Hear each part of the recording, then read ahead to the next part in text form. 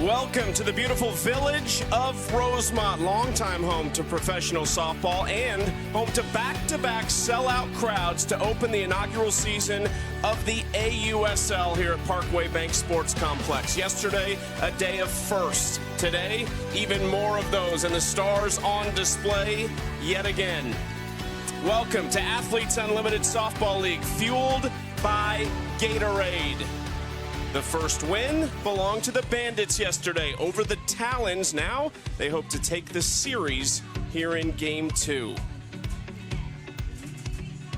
Up in the booth alongside the former two-time All-American Amanda Scarborough, I'm Chucky Kempf. Yesterday, very simply, a fantastic day for the sport. Yesterday was amazing. Both games were really good. They were tight. We even had an extra inning game, a home run, a complete game. I mean, just so many things that you saw. But overall, I think softball fans are absolutely glowing about yesterday. And the momentum created from the World Series earlier in the week is brought right into pro softball. One of the first we saw was the first pick in the inaugural draft, Lexi Kilfoyle. She was fantastic for the Bandits. She had a great start, a quality start that she gave the Bandits. Didn't throw the complete game. Taylor McQuillan ended up coming in, but she looked sharp, Lexi Kilfoyle did. 3 strikeouts, only gave up 5 hits, and 1 earned run off the bat of Sacco, who hit the first ever AUSL home run as a rookie. And then offensively, Erin Coffel did what she needed to do with a 2 RBI triple in the 3rd inning to give the Bandits the lead. And with the solid pitching with Kilfoyle and McQuillan, they didn't look back and went on to win the first ever AUSL game in history. They celebrated. Their head coach, Stacey Newman-Denise, celebrated. That was a big deal. Yesterday was incredible. Yeah, add it to the resume for Stacey Newman-Denise. Here's what happened yesterday. The Talons really struggled with runners on base, just 1 for 11. Kilfoyle, 4 innings, just the 1 run. And the Bandits were great leading off innings, 4 for 6 in leadoff at-bat situations yesterday. We'll see if they can keep that going today. The Talons, and this is to be expected, there's a lot of movement in the order. Sierra Sacco from the 9-hole to the top spot, Palacios up to the 2-hole, and welcome back Tori Vidales, fresh off a plane yesterday from Oklahoma City in the Women's College World Series. She is in the cleanup spot, one of the most dangerous hitters in the league.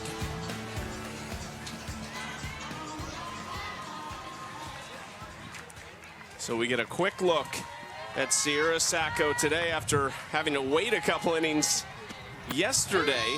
She takes strike 1 on the outside corner. This is Devin Netz, a rookie from Sierra Madre, California, just finished up her college career at Arizona, where she had a career season this year, both at the plate and as a pitcher, coming off an injury last year that stole an entire season from her, and she has out number 1 to retire Sacco.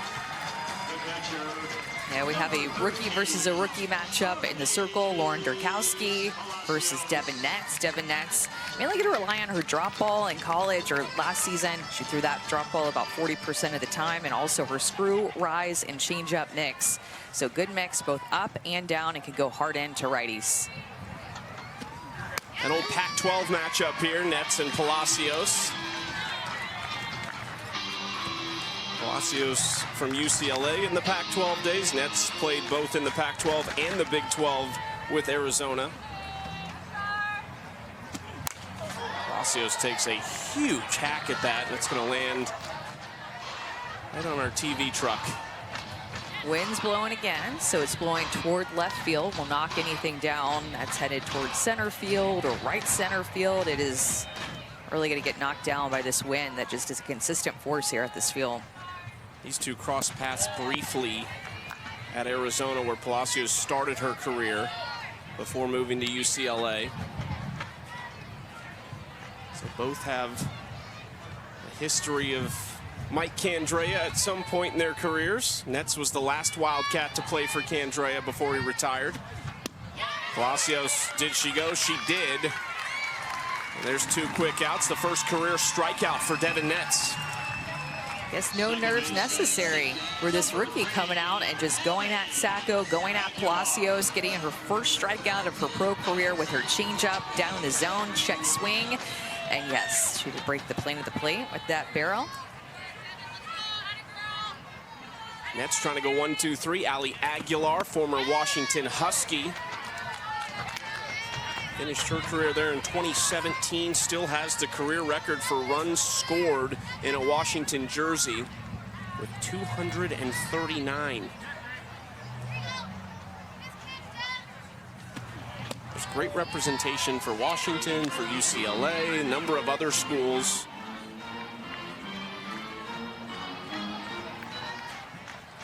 I'm loving these white Talons jerseys today. I like both of these a lot. The white on white with the green helmet, super sharp. Aguilar puts a charge into this to deep right center, and it's gone. The first of the year for Ali Aguilar. And her first hit as a Talon.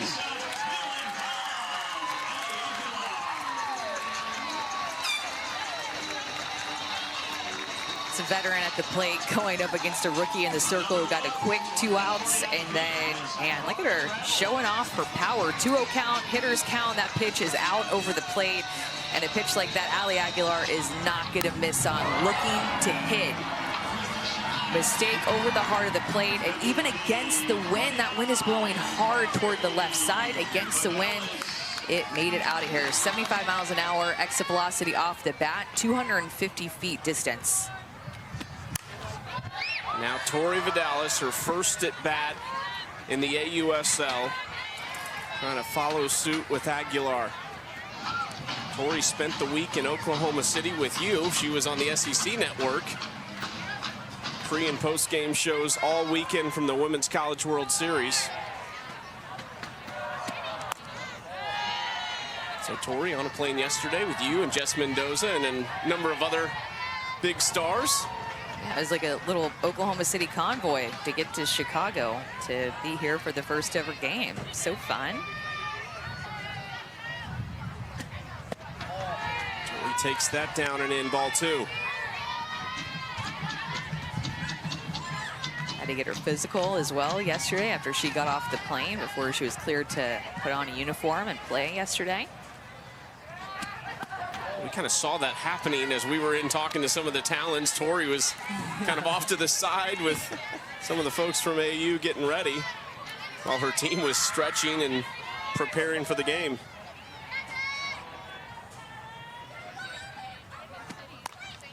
Fouled off. Let's go down to Savannah with Ali Aguilar. Ali first hit as a Talon for a home run. How did it feel? Were you looking for anything? Yeah, I was looking for some up and out. I was talking to Coach Will over there, and it just happened to be over the plate, so I took my swing on it. Thanks, Ali. All right, 4-bagger for the first one. Appreciate it. Thank you. Ali Aguilar, serious veteran, long history with Team USA. Here's Vidales, first at bat in the AUSL. Skip batting practice, skip training camp. I don't need it, Tori Vidales. The bat never sleeps.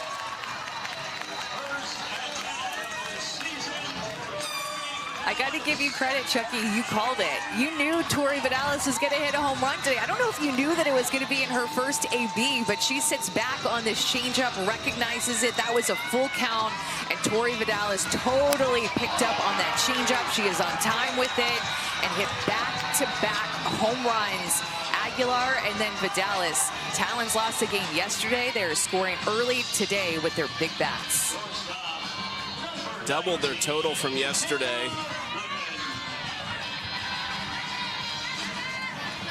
After 2 quick outs from Netz, now back-to-back solo home runs. I think one of the standouts for me in the college draft was when the Talons took Bri Ellis, because we knew Tori was on this team. Both of them play first base, both extremely powerful, great hitters.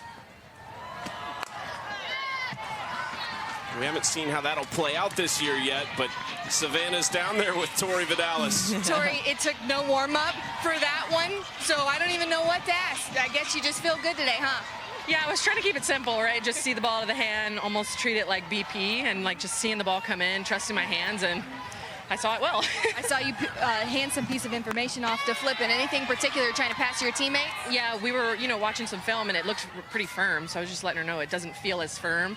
Feels more spinny than firm, so any information you can take, especially if you haven't seen a pitch yet, it always helps, so just trying to pass it along. Without a doubt. Thanks, Tori. Thank you. I love it.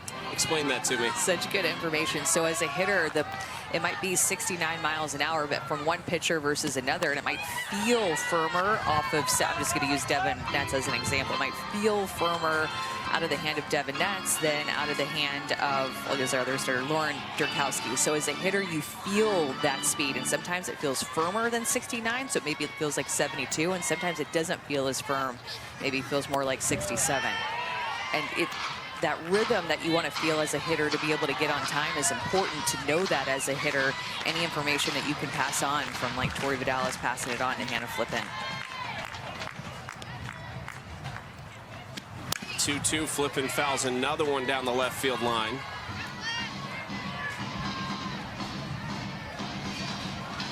A lot of veterans on this Talons team.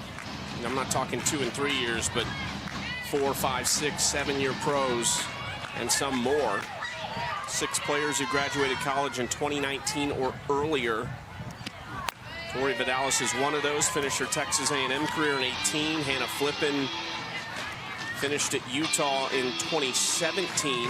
Played alongside Anissa Urtez, who's in Wichita. Volts and Blaze opening their seasons there. Flippen walks with 2 outs. Talons were good with 2 outs in yesterday's game as well. Good with 2 outs in this first inning. I mean, quick outs for Devin Netz. She's probably like, yes, my nerves are soothed after 2 quick outs, and then boom, home run, Aguilar, boom, home run, Tori Vidales.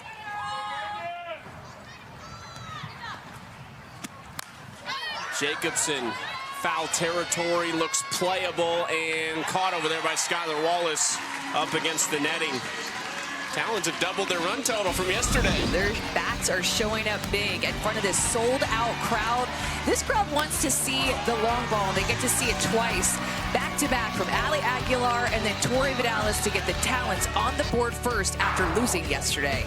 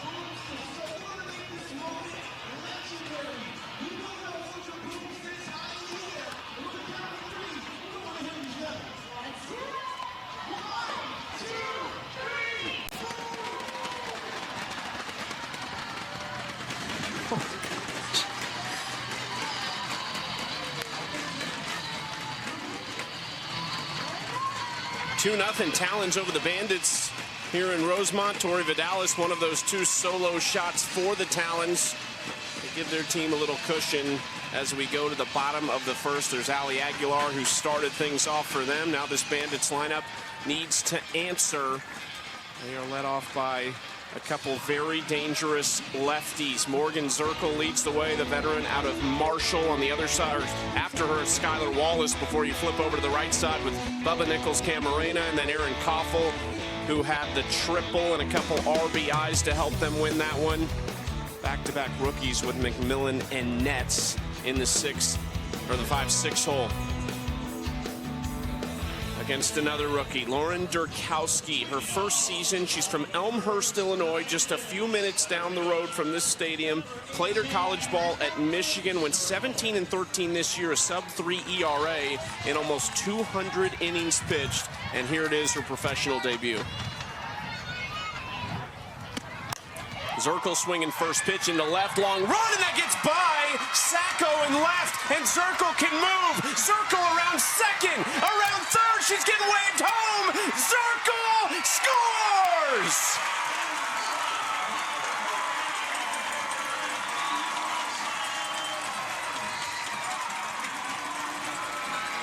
There's your answer.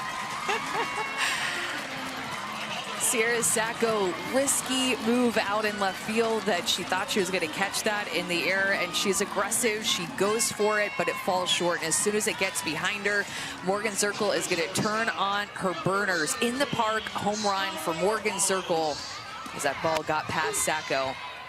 I mean, all we do here is hit home runs. That's the only way we score here. 2 home runs in the top of the first, and in the park home run by Morgan Zerkle, and the first ever in the park home run in AUSL. It's a different look for Sierra Sacco in left field. She's accustomed to playing center field for Mississippi State. Now Skylar Wallace, more speed, more power.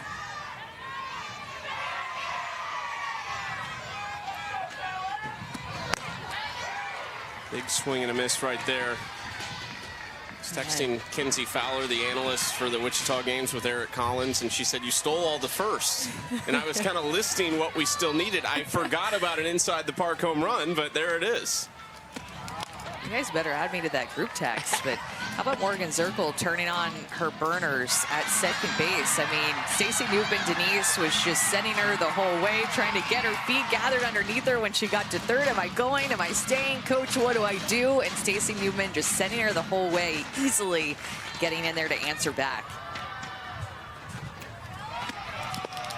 Asked Stacey Newman-Denise the other day who was most ready coming back, and of course Skylar Wallace comes to mind because she's just a machine, and that's what Stacey said. But she said, I was really impressed with Morgan Zerkle. For somebody who's a head coach at a college softball program like she is at Marshall, the way she was ready when she got here to Chicago was really impressive.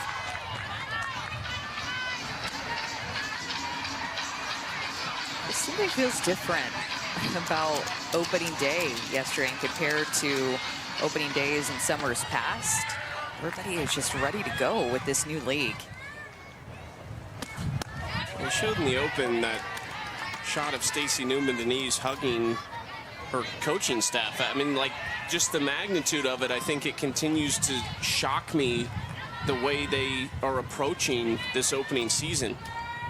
But there was some emotion behind that for her. Ripped at Ellis, who smothers it.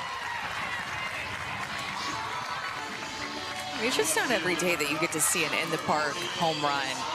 But Morgan Zerkle has the speed, and that's what makes her such a crafty hitter. She can lay down a bunt and get on, and then she can also hit an in-the-park home run as she just used her wheels to motor around the bases. So cool to see. Especially in front of this crowd, too. So many young players are showing up to the ballpark today, and here in Wichita, it was sold out yesterday, sold out today. And that's the type of thing that you remember as a young athlete coming to the ballpark, watching professional athletes play. Like, next time that these girls go out to play, they're going to be thinking, maybe if they have some speed, maybe I can hit an inside the park home run, be aggressive, and then also learn from the Sierra Sacco mistake out there, letting the ball as she dove get behind her. That's what it turns into, and that's why it's risky.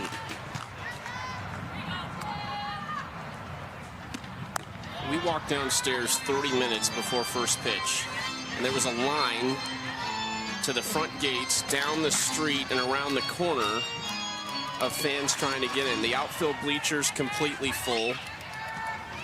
It's really standing room only, because if you look down the lines, there's fans standing at the fence all the way to each corner and in the concourse area. Just so cool to see. Especially on day one, you know, wasting no time to have a sellout crowd. Everybody wanting to be here for the first weekend. Slow roller, Derkowski with a backhand, 2 outs.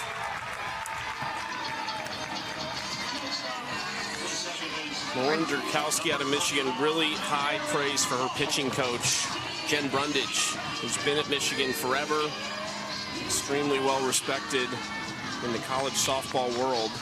That was a good one to learn from her up at Michigan. This past year at Michigan, her senior year, threw the highest amount of her pitches. She threw curveball at 27% and then followed with her changeup at 22%. That changeup was her best swing and miss pitch. It swings and misses on her changeup 35% of the time and locates it for a strike, the highest strike percentage. So curve, change, and rise ball up in the zone. Derkowski versus Coffel. Coffel sits on this pitch to deep center, off the wall. Hayward turns and fires it back into second. Another extra base hit for Erin Coffel, who really come in ready and swinging to this season. Yeah, she has the outside corner low and away and off speed low and away. She has this pitch covered. Both of her hits, her triple from yesterday, and then now this double off the wall that should have been a home run. By the way, the wind knocked that down. That should have gotten out of here, but low and away, good plate coverage on the outer half. Erin Coffel off to a hot start with a couple of extra base hits. Popped up shallow center, Aguilar calling for it, and nice little catch over her shoulder to end the inning. Bandits do get a response. They still trail by 1, but it's the wheels of the longtime veteran Morgan Zerkle.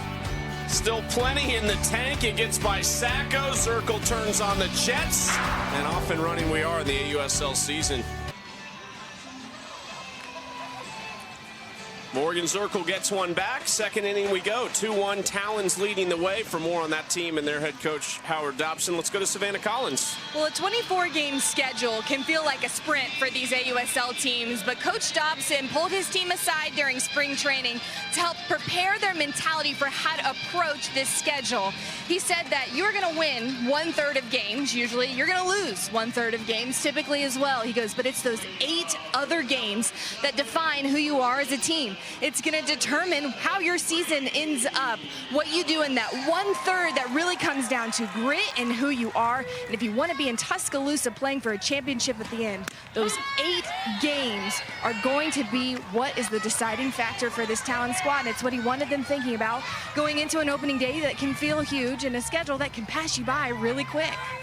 I like the simplification of it for all the players to wrap their head around. It's just to get everybody on the same page quickly when you just simplify it like that. And everybody is on the same page about what to expect moving into the future of we're going to lose some games, we're going to win. Let's fight, though, all throughout. This is one of the big pieces that the Talons feel like can help them get to Tuscaloosa. And Bri Ellis, the fantastic rookie out of Arkansas. Top 2 teams in the standings will play a best-of-3 series in Tuscaloosa for the first ever AUSL championship at the end of July.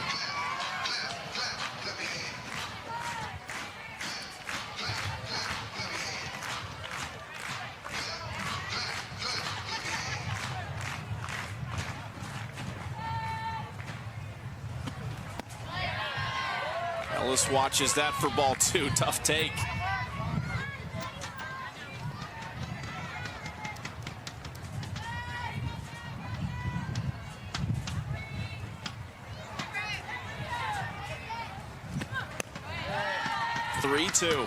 Bri Ellis is so good at seeing pitches that are down out of the zone. Sometimes she'll chase a little bit more up, or I should say expand a little bit more up, but down she has a really good feel for what's going to fall out of the strike zone.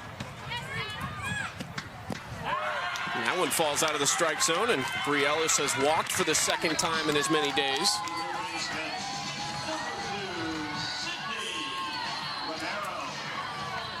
'69 walks for Bri Ellis in the regular college season for Arkansas, and 2 more as a pro already. I wouldn't be surprised if Sydney Romero is looking for something in here in her first debut of this game. Yesterday, she got jammed up with some screwballs. They threw her hard in yesterday just like that, and she couldn't quite get her barrel there, but she's aware of how they were throwing her, and they start off right back with that inner half and that first pitch that just missed off the plate. This is Big 12 Player of the Year versus Big 12 Player of the Year. One in 2019 for Romero at Oklahoma. Devin Netz, this year's Big 12 Player of the Year at Arizona.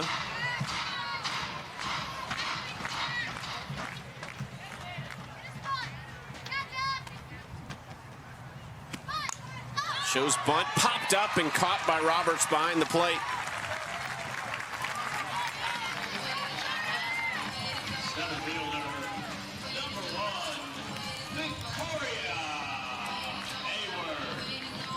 That's why they like Jordan Roberts behind the plate. They love her defensively, managing a game. These Bandits catchers going to call their own games all season long. We'll see how other teams manage that. Hayward led off the game yesterday, down in the 9-hole today, though. It's a 15-second pitch clock in between pitches, and Devin Netz and Lauren Derkowski alike are used to that 20 seconds. Devin Netz is getting really close. That last pitch, I think it was already at 0 before she started her pitch, so you have to be aware of that.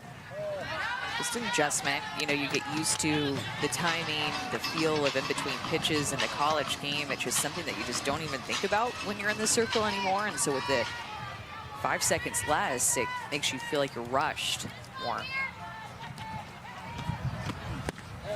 Were you quick? I was pretty quick, or I would say like medium. I wasn't like quick pitch, and I wasn't just like taking my sweet time. I was somewhere in like the middle ground of that. Looks at Amanda Scarborough, the Texas A&M Hall of Famer. I'm Chucky Kempf. Hayward pops it up to Skylar Wallace, 2 outs.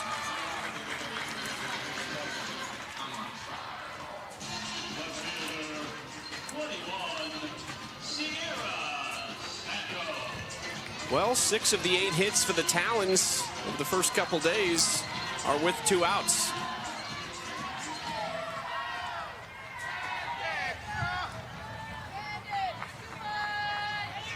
Sacco already 1 home run on her young career through the hole on the right side.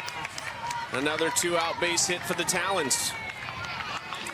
You know, Sacco wanted to make up for that diving mistake out in left field, and comes up and gets a hard hit early in the count. A little smile. I'm sure she's thinking about it, taking it all in. Her first couple of pro games. She just keeps getting better and better every year of her college career. Now at the pro game. She's one of the most dangerous hitters in the country this year. Certainly one of the toughest outs. Palacios fouls the first pitch back for strike 1.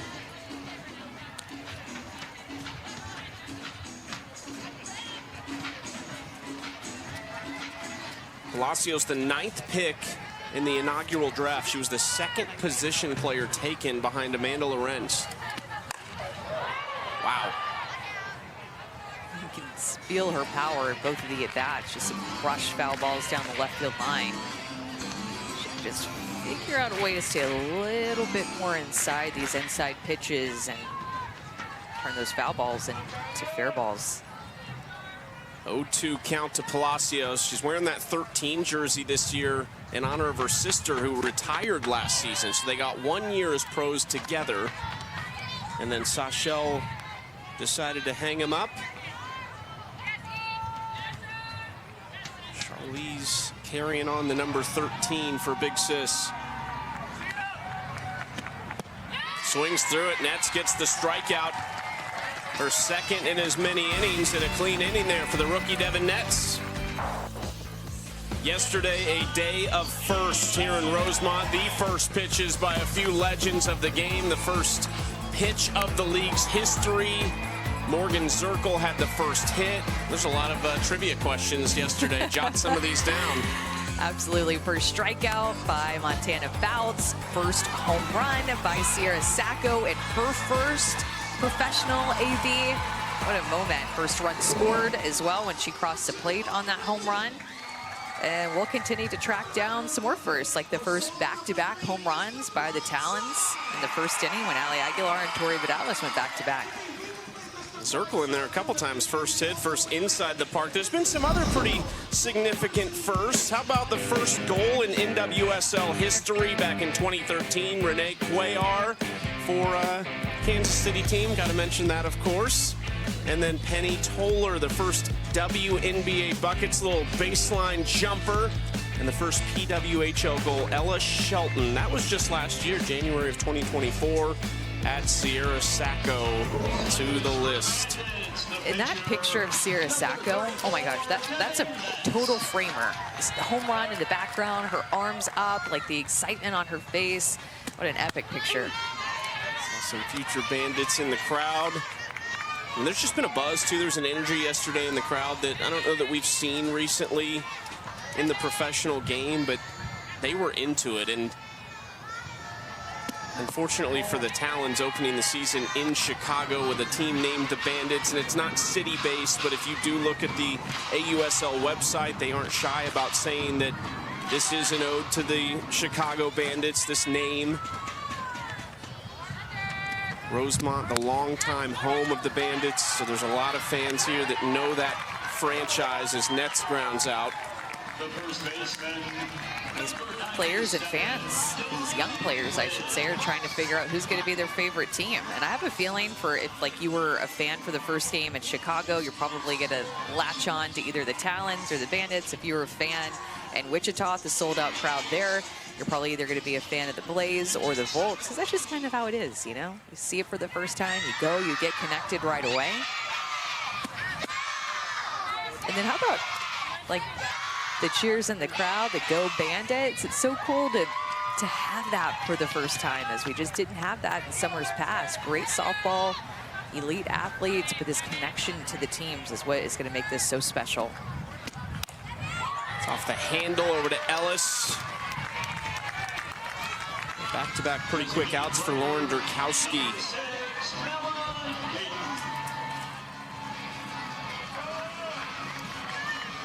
Lauren Derkowski majored in industrial and operations engineering at Michigan. So when she is done with this season, she's going to work for a cruise company, basically helping design the ships. Unbelievable. I didn't even know that a job like that existed. I mean, I guess I just hadn't really thought of it, but it is so cool and unique. You just don't hear about that very often. World Traveler said she has pitched in front of the pyramids of Giza, on the Great Wall of China, among other incredible landmarks. She's been to every Disney park in the world.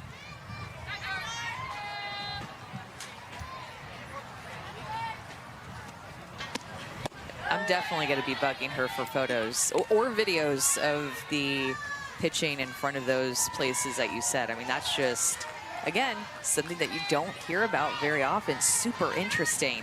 And a pitcher can relate to that because you're used to pitching on vacation and traveling around with your family and finding ways to get in. And, you know, it just, you feel so connected to pitching that you feel like it's important. Take a picture, take a video of me pitching in front of this landmark on the other side of the world. Two things colliding. Did you pack your glove on family vacations? For sure. Okay. Pitching out on the beach and snow sometimes with my uncle. Like, you bring your glove and you get it in when you can. Sometimes it's a real practice and sometimes it's just for fun. Dayton trying to get that one through. Aguilar stops it. Not going to be able to get Dayton, who's got decent speed.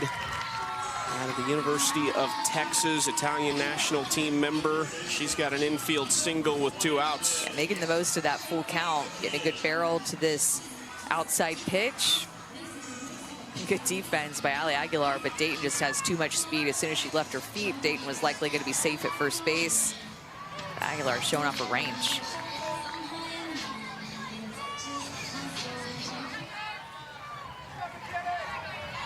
Sydney McKinney trying to keep it rolling.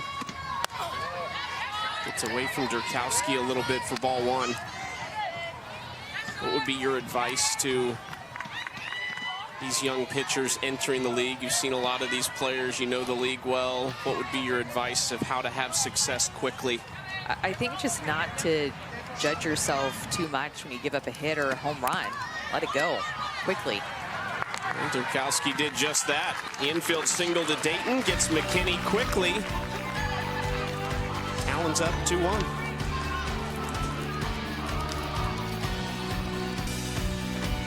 The Athletes Unlimited Softball League is fueled by Gatorade.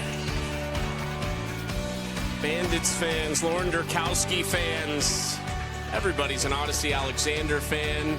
How about Tori Vidales, fresh off the plane, her first home run of the season. We've got the USA Softball Player of the Year, Bri Ellis, and her fan club, which I think travels everywhere. Some future pros, a lot of them in the stands watching a historic weekend here in Rosemont. And guess who? There is Odyssey Alexander making her AUSL debut. Struggled a little bit last summer, but she's had some great success in past iterations of Athletes Unlimited. She was the 2023 Athletes Unlimited champion, posted a 2.15 ERA that year.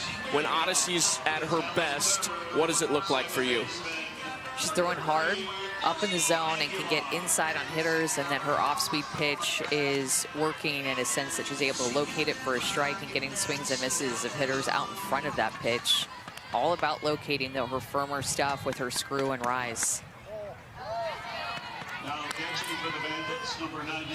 Devin Netz will move over to play first base. And Delaney Wiz is going to go behind the plate. So if she goes from first to catcher, and Devin Netz goes from pitcher over to first base. A quick pitching change since the home run hitter is off of Devin Netz. They're going to be coming up in this inning as Wiz goes behind the plate, but Aguilar to lead off this inning and Tori Vidales on deck. Both hit home runs off of Netz, so being proactive. Up and in. Aguilar, I don't think wanted it, got it anyway.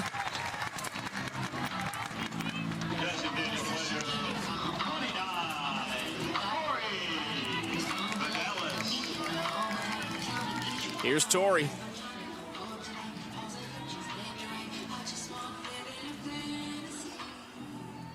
All 3 Talons runs they've scored in the first 2 games of the season have come off solo home runs. One of them, Tori's in the first inning. Swinging at this pitch, ground ball left side. Wallace retires Vidales. It's a big deal to get those 2 home run hitters, just some weak contact over on the left side. Quick 2 outs for Odyssey. First 2 ground outs for the Bandits as well. Netz retired 4 of her 6 in the air with 2 strikeouts. Now Odyssey a couple ground outs to the left side. Delivers strike 1 to Hannah Flippen.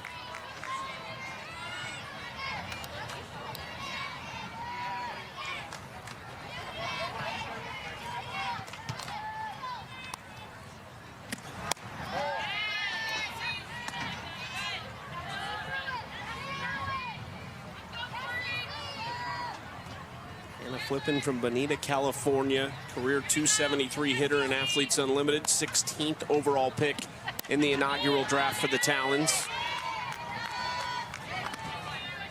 She'll be a member of Team USA for the World Games in August. That is a World Games roster that has 11 players on it and 2 more alternates. So 13 of the 18 involved are in this league with Athletes Unlimited.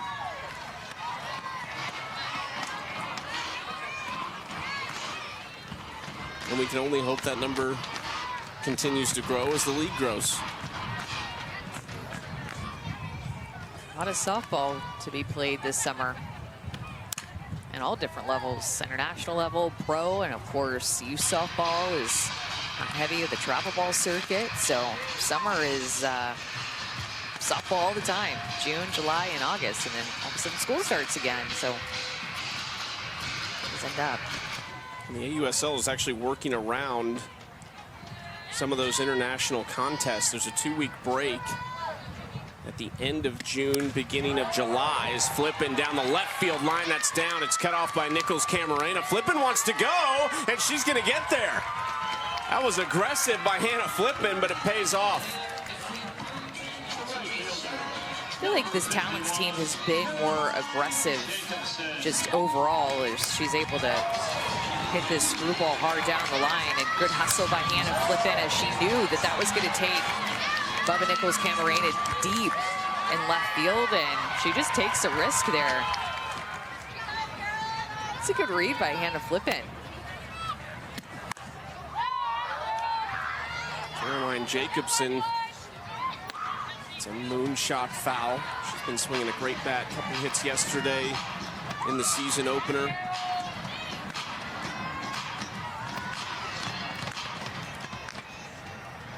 For 2 programs that are less than 5 years old in her college time. Went to Duke to start out, and then to Clemson to finish her career.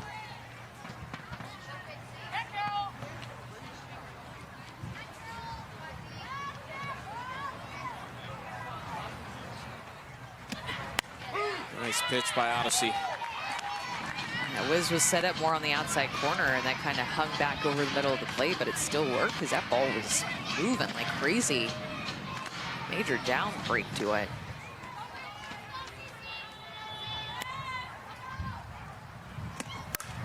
This is hit hard into right center field, carrying out the base of the wall, scooped up quickly, but it'll be an RBI double for Jacobsen, who keeps swinging a hot bat.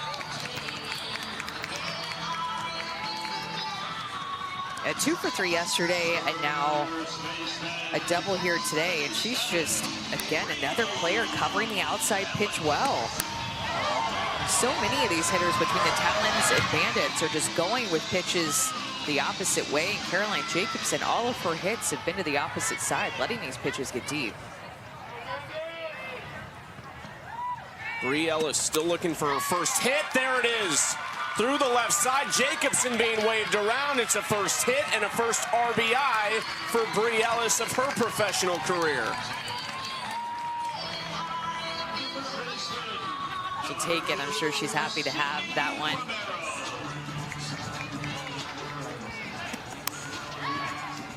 Swinging early in the count, recognizes that pitch up in the zone and keeps her barrel above it. Hard hit to the left side, first hit, first RBI as a professional softball player for Bri Ellis. She'll get to take a break as well. She'll be pinch ran for by Jadalyn Alchin, the speedster from UCLA, over at first base. We talked a lot about authentication yesterday. I might pull that ball for Bri Ellis right there as you look at these two teams in game one, just 12 for 48, already 9 hits in 23 ABs today, double the number of extra base hits.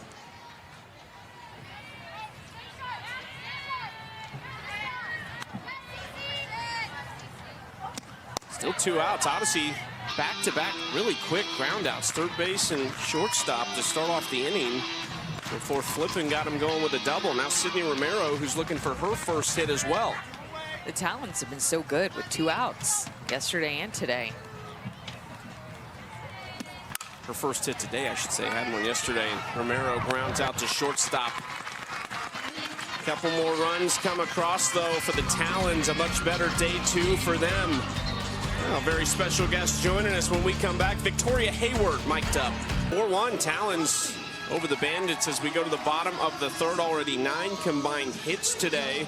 Yesterday's game ended 3-1, so a little bit more offense, certainly for the Talons. They have to be happy with the way this one has started. Derkowski stays out in the circle. She's off to a great start in her rookie debut. Bri Ellis has her first career hit. Let's continue with a lot of cool moments for the league and some of these players. There's Victoria Hayward out in the center field, 6th year with Athletes Unlimited. She's been a pro since 2015, started at Washington, and Victoria Hayward has been a part of so many firsts. She was the youngest player to ever play for the Canadian senior national team. She was the first player to ever sign for Athletes Unlimited. Her first year as coach at Nevada this year, Mountain West Coach of the Year. What is it, Vic? You just love making history, don't you? I've been an underdog for a lot of my life, so just in the spirit of doing things that people don't think you can do. What's this week been like for you? I mean, you've seen Athletes Unlimited from the very beginning. What's this week been like to be a part of this team and kind of see this league come together?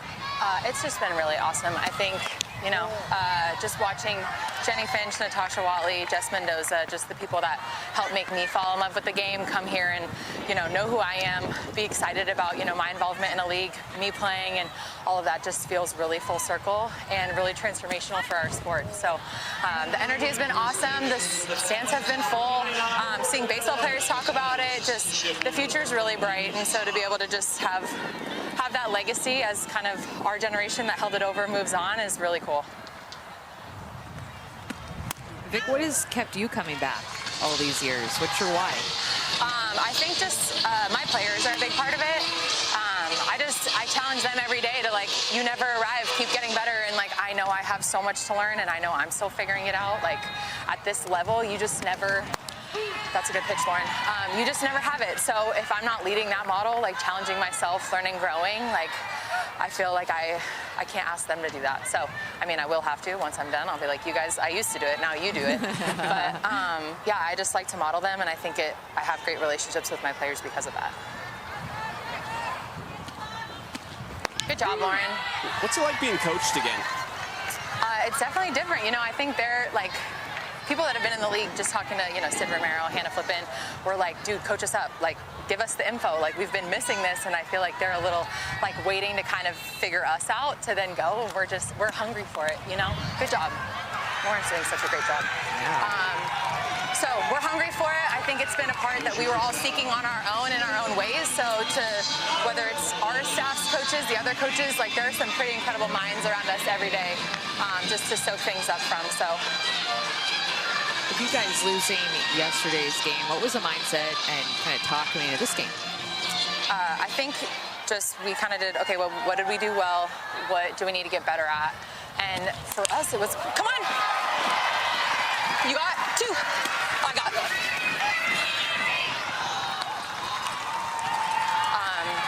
Isn't the ball always hit to you, like when you're mic'd up? At least I'm not Bubba where it went over the wall. So that is good. Yeah, I think just for us, it was a lot about connection and just getting into our flow. So we've had a lot of people come late, like Tori was fresh off the plane, Sid fresh off the plane from OKC. So we're still figuring each other out, our systems, and just, you know, figuring out our flow. So I think there was a lot of, we did a better job today with our preparation, our scouting, just being really in sync and, you know, trying to get out of the mindset of 9 different hitters doing their own thing and really trying to create collective offense.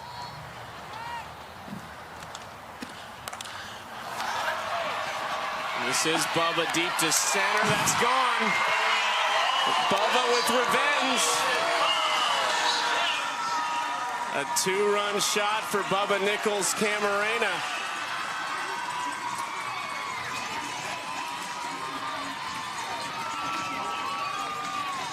What are the chances? I can't believe that Vic was just talking about it. The 2 players that we've had mic'd up back-to-back days have both had home runs hit over their head. And what a good swing by Bubba Nickles-Ca. That was a changeup down in the zone. Hits it against the wind over Vic Hayward's head. Answers right back. Bandits. Another home run. Bubba's first of the season now to Erin Coffel. We are live with Victoria Hayward in center field. Of course, that had to happen. Of course, and it was Bubba. Yeah. And it was Bubba. Just one of those moments. Before we let you go, I got to ask you, yesterday, your first at bat in league history, and you ground out to the third baseman, who happens to be your assistant coach, Delaney Wiz. Is there any punishment there for her that she... I know. My dad texts me, "You're fired." No, I'm super happy for her. It's like she's my training partner. We're training every day together in the weight room. I'm so excited for her, just learning. I'm excited we're on different teams, so she's having a whole different experience learning and how we can take it back to Nevada and just all be better for it. So yeah, she is temporarily fired. And especially now that she's behind the dish, I'm like, hey, give me a little something. You want a raise? Give me a little something. No, I'm just Vic, kidding. we appreciate it so much. Thanks, Congrats Vic. on all your success. Thank you, guys. Good job, Lauren. Well, Victoria Hayward, really a legend because of all of the things she's accomplished. I mentioned all the first when we introduced her, won bronze in 2020 with Canada, alongside some other pros, alongside our colleague Danielle Laurie. There's Sid Romero, who makes the play over at third. 2 outs here. It's a big response by the Bandits after the Talons put up 2 runs in the top of the third. I mean, the Bandits have answered back in both innings that the Talons have scored in the top half of the inning.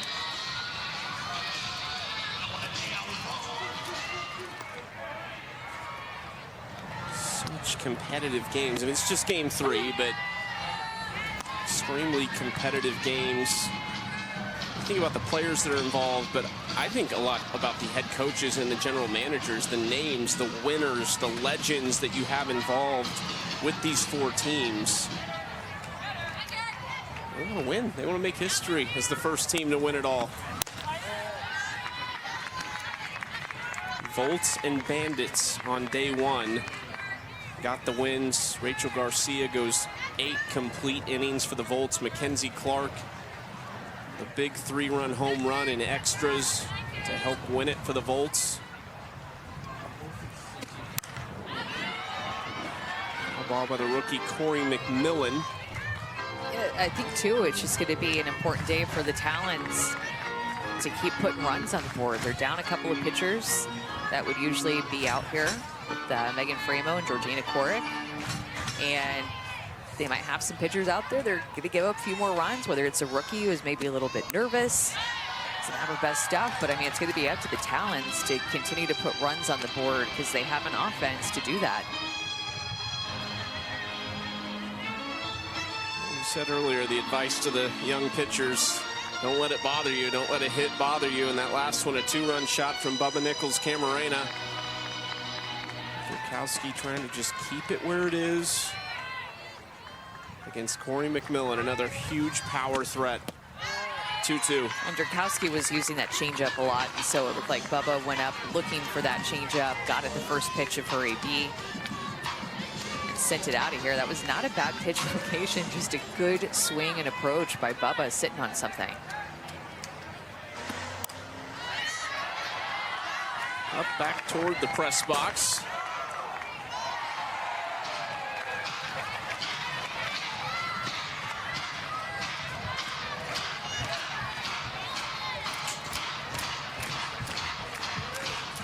McMillan, the ACC Player of the Year and first-team All-American.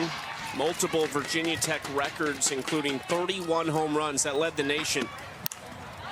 Underneath this pitch, Derkowski maybe gets out of it. Late communication between Aguilar and Flippen. That'll do it for the inning.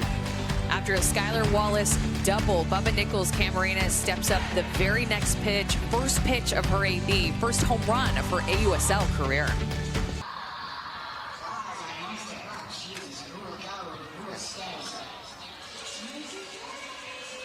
4-3, top of the 4th inning coming up between the Talons and Bandits.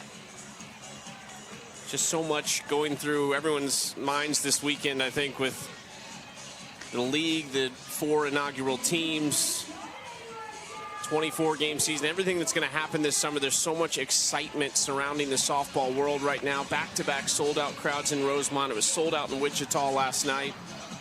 The MLB behind the AUSL and the commissioner, Kim Ng. A brand that would not be here without the co-founders, Jonathan Soros and John Patrikoff. A lot of people working to make this day happen, and it finally feels like this is going to be the real deal for professional softball. It's softball's chance to really make it at the pro level. And Kim Ng as the AUSL commissioner, or Kim-ishioner, as some might be calling her, just kind of flows right into it and being the head, the shining light, the person getting us where we need to go, and just the mind behind it, and a huge reason why so many people want to be involved in this sport.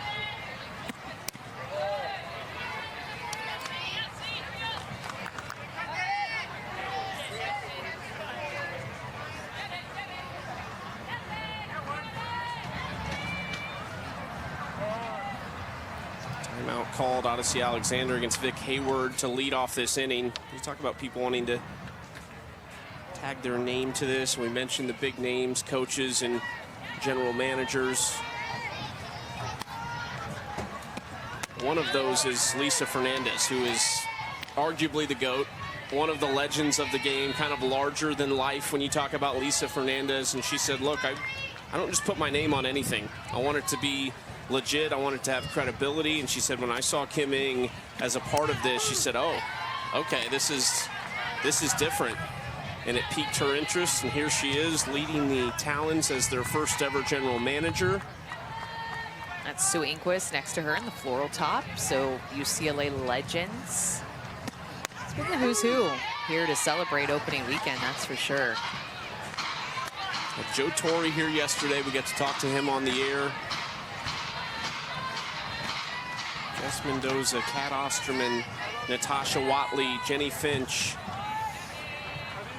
It's really been a celebration of softball this weekend as Odyssey misses outside 3-2.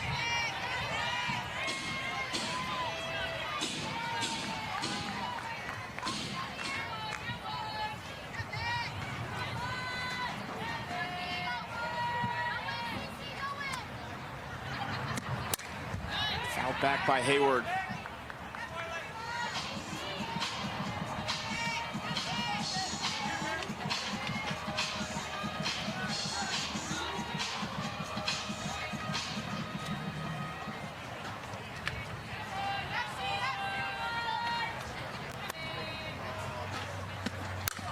Speed, and that just fouled down the line. Sid McKinney protecting that third base side against the lefty Hayward. It's a good at bat by Hayward. Used to seeing these from her. High on base percentage, sees a lot of pitches, can draw the walk, good eye at the plate.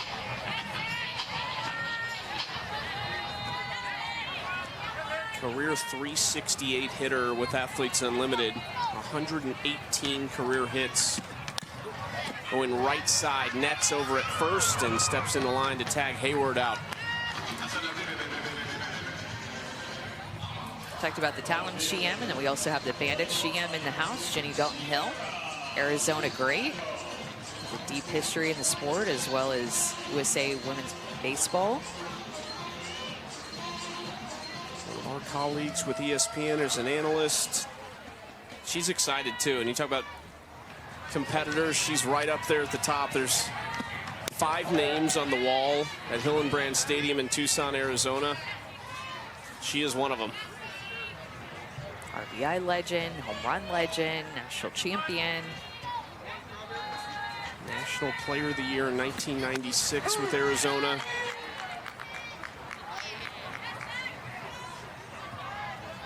Asked her too, there's been a lot of turnover historically in professional softball with head coaches, management, whatever it might be. And I said, well, what do you want? Do you want to be around?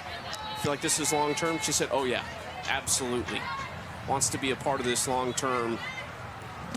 Great news for Bandits fans because it means a lot to her. There was great collaboration with her and the head coach, Stacy Newman-Denise, when putting together this team.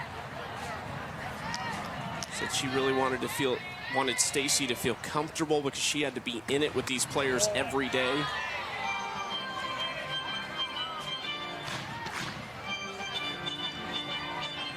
So Howard Dobson and Lisa Fernandez, Jenny Dalton-Hill and Stacy Newman-Denise, couple of the duos.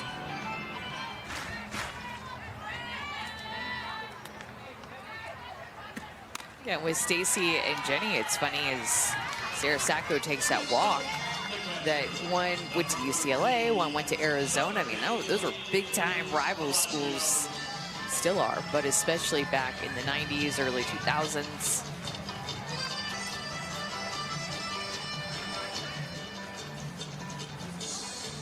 Odyssey called timeout on her own right there and called Delaney Wiz out. Now the infield comes together. Trying to get that outside corner to Sacco and just couldn't do it. So now a runner on with just 1 out. Sacco, a lot of speed over there at first base. Power hitters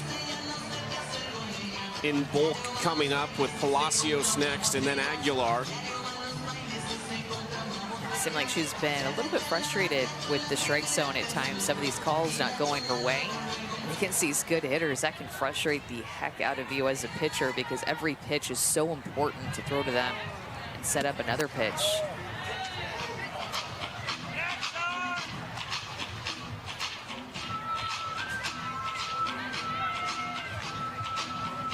Sarah Sacco with some speed. Skylar Wallace communicating with the infield, just anticipating a potential steal from Sacco.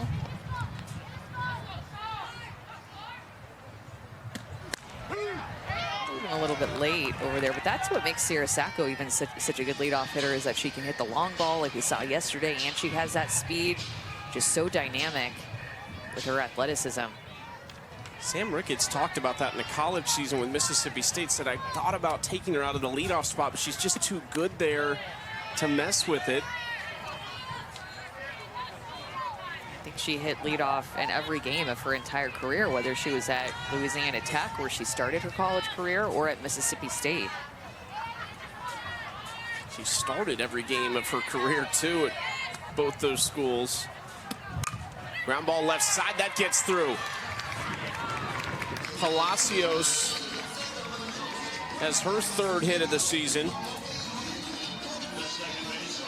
This is where Odyssey can just get herself into a little bit of trouble, as she tries to be a little bit too fine off of the corners, both in and out, and they're good misses, but when she needs to come in, it's almost like she comes too far in or is not getting those pitches called for a strike, so she gives in a little bit later in the count, or hitters know that that off-speed pitch is going to be more over the heart of the plate, so they look for it like that. Aguilar, the first hitter to come up for the 2nd time against Odyssey, grounded out to 3rd base last inning.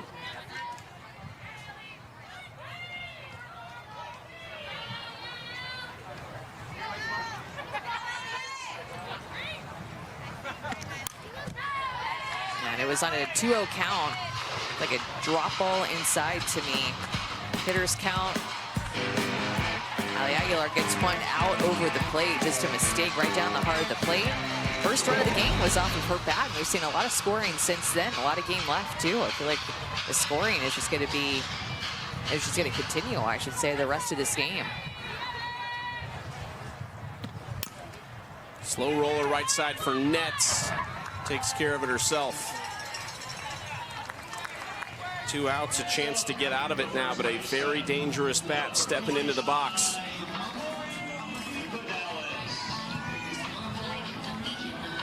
Tori Vidales might have been one of the best value picks in the inaugural draft, picked at 32. She played first base, maybe not as premium of a position, but she has been one of the best hitters in the league. You see what they've done with 2 outs versus no outs or 1 out. They have been a 2-out hitting team. Surprised to see her go that low. I thought Tori was going to go top 10, top 15 pick at least. And it's because of just how clutch she has been in her career. Good first baseman as well, but her home run's been timely. Into right field, and that'll be caught by McMillan to end the inning. Odyssey in a little trouble there, but able to strand a pair on the bases.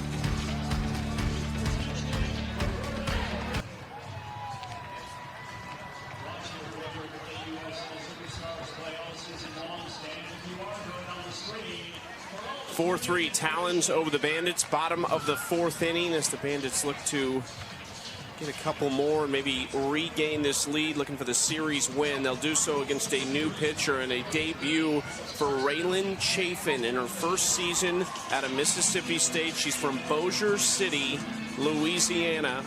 Led the SEC this year with 23 wins, spent her first 3 seasons at LSU, so somebody Howard Dobson was very familiar with. And here she is making her professional debut.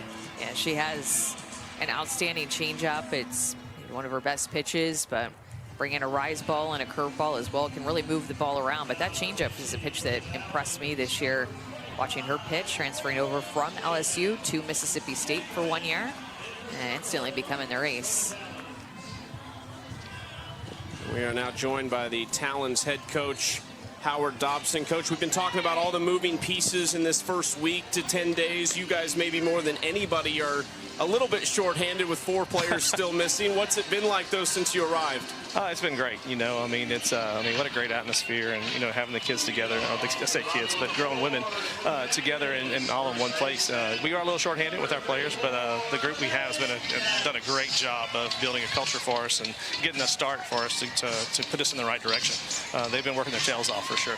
Howard, you have a lot of familiarity with a lot of players on your team, whether you saw them when they were in middle school or high school or coached them in college or against them. What's that like to have that familiarity now, coach them at the pro level? Are you trying to say I'm old there?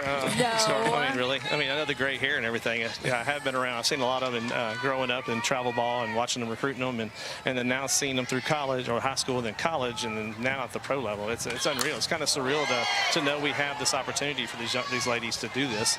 It is tremendous. I mean, it's a great opportunity. So someone who has a mother and a sister and know, just to have the opportunities for these guys to do this and watching them develop to get to this point is unreal. Coach, appreciate the time. Good luck. Thank you, guys.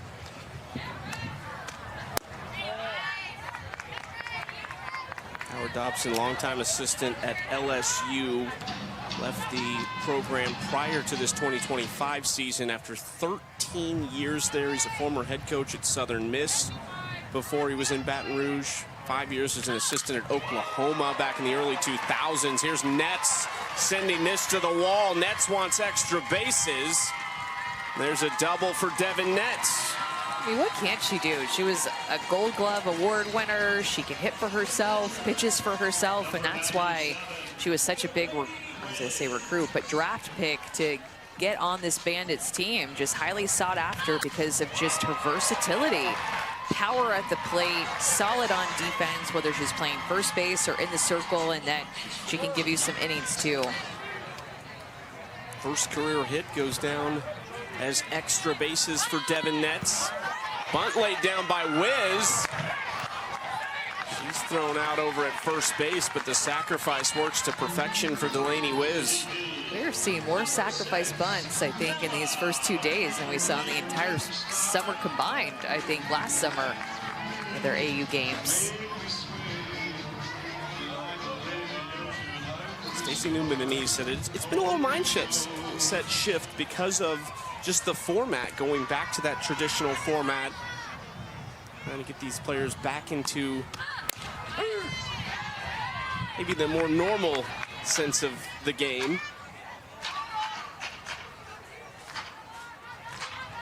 Ella Dayton singled her first trip to the plate, infield single to the right side.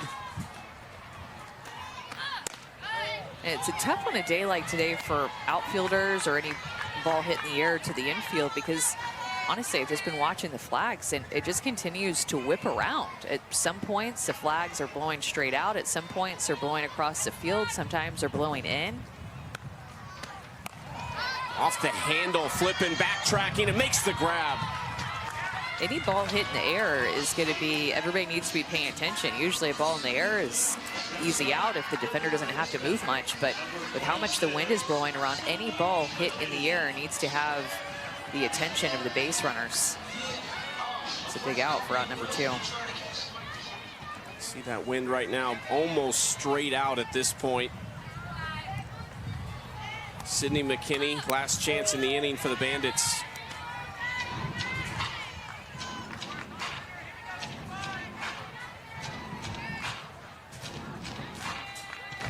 .378 career hits for Sydney McKinney at Wichita State. That's 5th in NCAA history. I'll put you on the spot here. Can you name someone who's above her on the all-time hit list in college softball? Only 4 above her. Can you give me one name? And I'll give you a hint once you give up. Natasha Watley. There you go. You didn't need a hint. You didn't need a hint. Come on. I got nervous because the answer seemed too easy in my mind, but then you're like, I'll give you a hint. I was like, oh, it's not the. Who are the others? Allison McCutcheon, Laura Berg, and Nicole Barber. It's a great company. Nicole Barber played at Georgia. Allison McCutcheon at Arizona. And who was the one on this? Laura Berg. Oh, Laura Berg. Yeah, Fresno State. Look at you. You're just showing off now. I love it. I love this sport, Chucky. Wish I could remember all these things all the time, but you're getting better. Getting better. Memory's getting better. You have to be. You know, I'll ask you all this stuff. I know. Now I'm going to be working with you. I got to be on my toes here. 3-0. Big swing from McKinney. A little extra behind that from Raylan Chaffin. Yeah, there was. She'll throw in the upper 60s, throws with good velocity, 68, 69. And then bring in that changeup.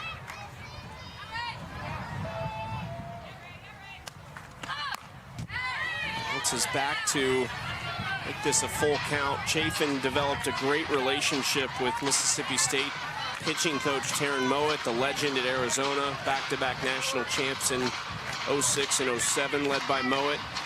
Her first real pitching coach was the former LSU All-American Brittany Mack, so she's got a great little tree there when it comes to who have helped her as a pitcher. There's the strikeout, a big fist pump from Chaffin.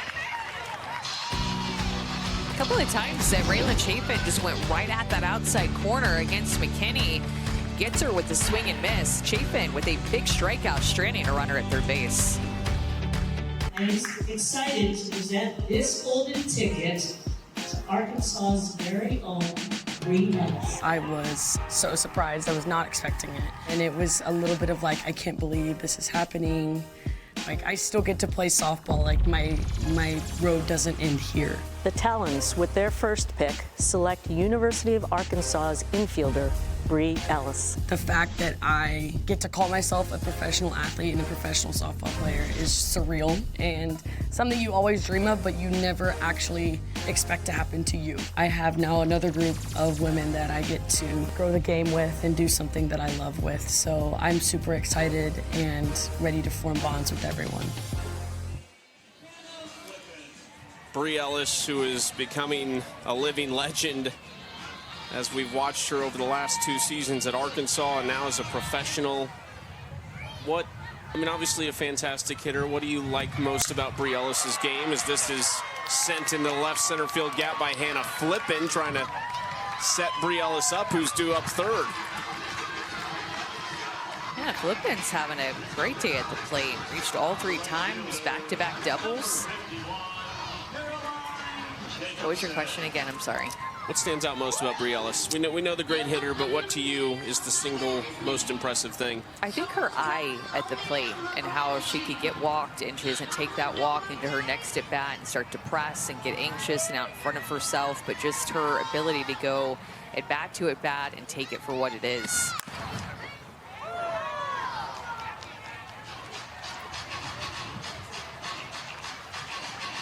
We thought Bri Ellis was up third. She's actually... Oh, no, she just took the bat back. Oh. This is a really crazy situation developing on deck. Jadalyn Alchin was out there, and then Bri came out of the dugout.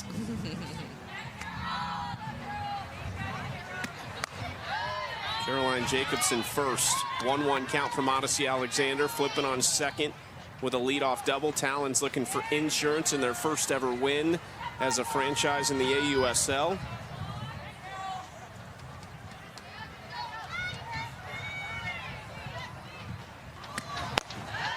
Trying to work Caroline Jacobsen in, and she's just covered the outer half very well as identifying changeups well. I mean, that's hard to do early in the season, but seems to be seeing the ball well in her first few plate appearances.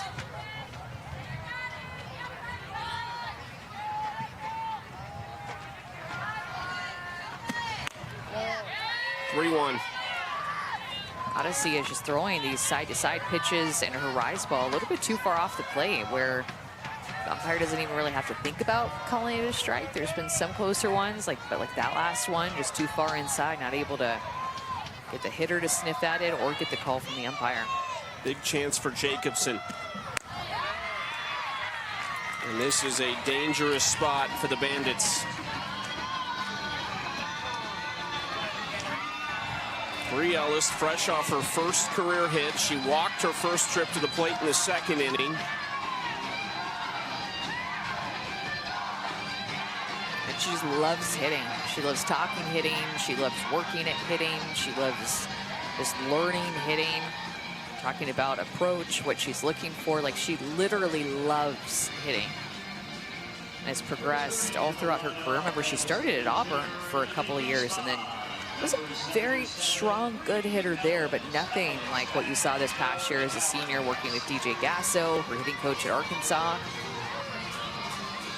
Yeah, the 2 years with him.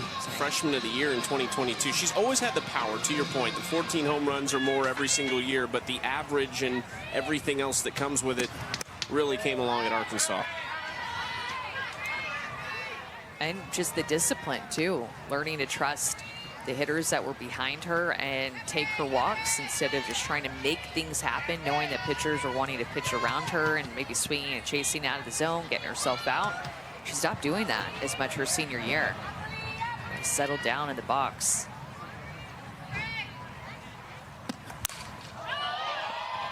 It was loud, but Mid-center field for out number 1. Collective gasp, I think, every time she makes contact. You just never know. There. Yeah, absolutely. Everybody knows. Big home run hitter up. Big out number 1 for Odyssey right there. She gets to Sydney Romero now.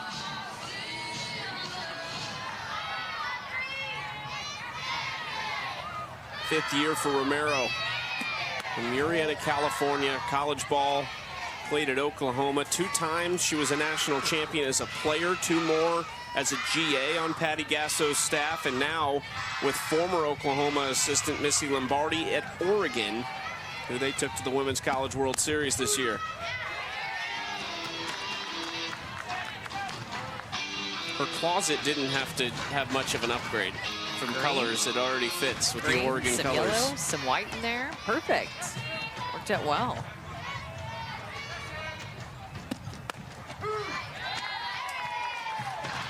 Odyssey does get the corner for strike 2 on that pitch.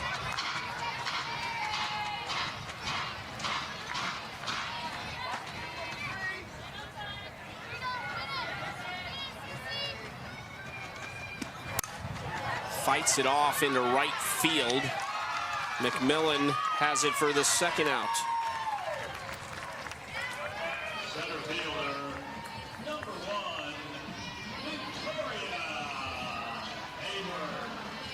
This would be big for Odyssey Alexander. After back-to-back base runners to lead this inning off. Trying to go 1, 2, 3 to retire 7, 8, 9 in the order.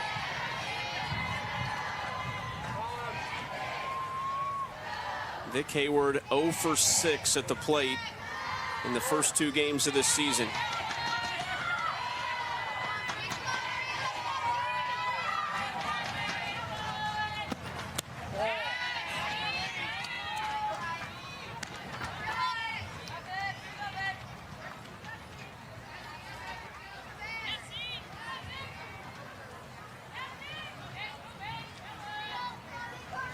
Delaney Wiz behind the plate. That's Victoria Hayward's assistant coach at Nevada. And we talked to Vic earlier in the field, said, that's my training partner. You're running a team that wins their first ever regular season Mountain West title in program history, the most Mountain West wins in program history together. Trying to stay ready for the professional season, and now here you are on opening weekend competing against each other. You're helping your players train, and you're having to train yourself to get ready for season. A lot to balance, plus scouting and just the time spent in games and practices. A lot going on there, a lot to balance out, but at least you have each other doing it.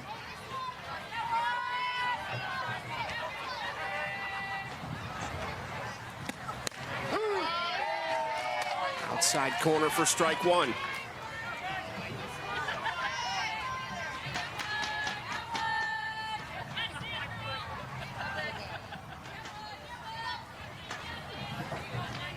Both at San Diego State on Stacy Newman-Denise's staff as assistants. These two have crossed paths for years now in the softball world. That's another thing I love about this league. There's just so many connections between former players, whether they played in travel ball growing up, whether they coached together.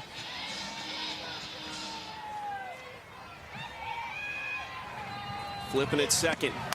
Up and in to Vic Hayward, 3-2. Yeah, you're right, because some of their connections might go all the way back to travel ball. Maybe knowing each other since even middle school.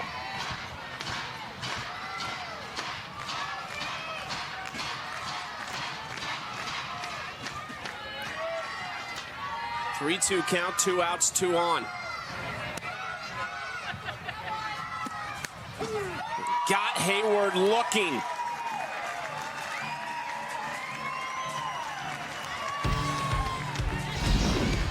Odyssey Alexander led off the inning with a double, couple runners on, but she finishes Vic Hayward with the looking K right over the plate.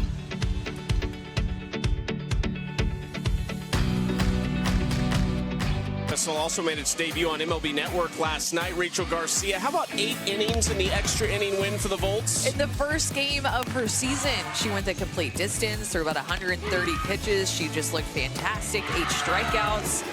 I mean, my goodness, that is hard to do the first game of the season, but if anybody could do it, it would be Rachel Garcia. And Mackenzie Clark in the 8th inning, a 3-run home run off of her bat. It was 3-run, right? 3-run home run off of her bat. And the way that she reacted to the home run, she knew off of the bat. Erin Collins with the call, a great call, and Kenzie Fowler. That was a good one. Extra innings, and the Volts get the dub. You can't coach swag. You just got to have it. Mackenzie Clark, she's got it. A 3-run home run in the 8th. Klingler had a couple hits, but the rest of the team just 2 for 23. First complete game in AUSL history belongs to Rachel Garcia. In 8 innings, that's so hard to do. In our first game, our starters each went 4 innings. And they're both good, Montana Fouts and Lexi Kilfoyle. They both did well.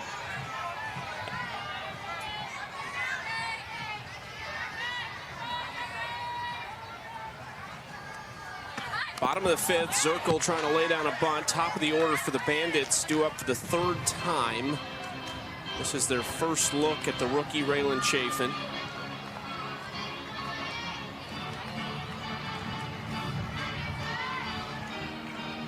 Advantage rookies early on, especially the pitchers. Just these players haven't seen them really. Yeah, I think so. All that information helps so much as you go on.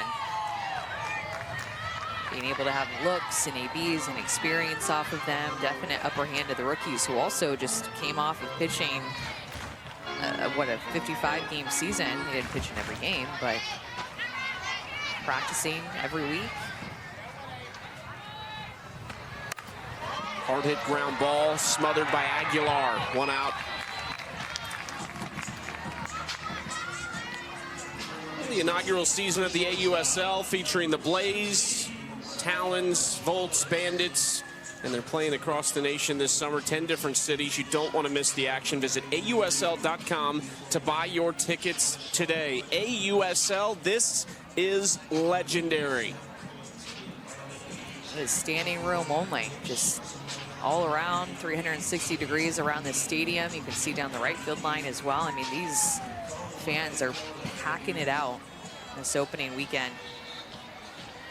The outfield, down the right field line, buying tons of merch. Everybody getting in on buying their favorite team's swag and representing it, or wearing it, I should say, all summer long. But all standing room only, all down the right field line.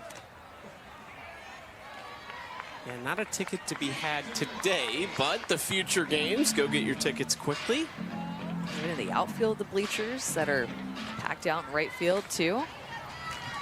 We are headed to Sulphur next, where we will have the Volts against the Bandits. The Talons Blaze are off to Chattanooga, Tennessee. And another stop in Wichita. We're going to be in Norman, Oklahoma as well. Salt Lake City, Seattle, North Carolina.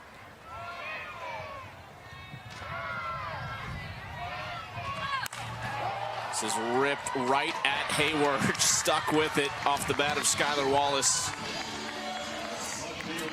We got to go to Love Field this year in Norman, Oklahoma. I am really excited to see the league there. That place is unbelievable. Me too. That is the best field, the best stadium in America. It's a great fan experience too, with how you can sit all around the field and just all the bells and whistles there. It's a beautiful stadium. Now Bubba Nickles-Ca against Chaffin. Big news in the college softball world. A couple days ago, Raylan Chaffin's former kind of dynamic duo at LSU, Sydney Berzon, transferring to Oklahoma. They get for them. You never know in the transfer portal where people are going to end up. The one thing, whether you like the portal or don't like the portal, the one thing I don't think is arguable about it is that it has certainly created a more dramatic offseason. There's more interest in the offseason as a whole for really all of the sports, I think. More prep for the broadcasters, trying to figure out who is on what team when every season starts. So that's always fun, just trying to figure it out, remember who's playing where.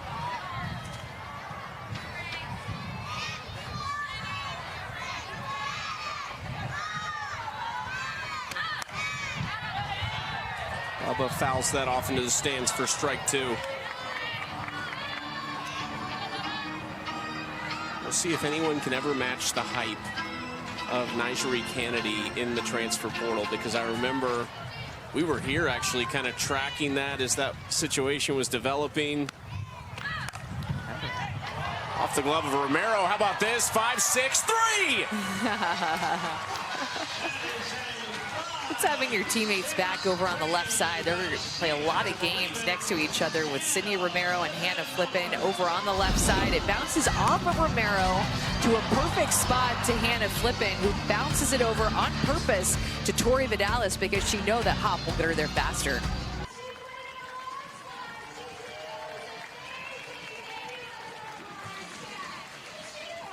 Everybody chilling at the ballpark, and that young fan is absolutely locked in right now.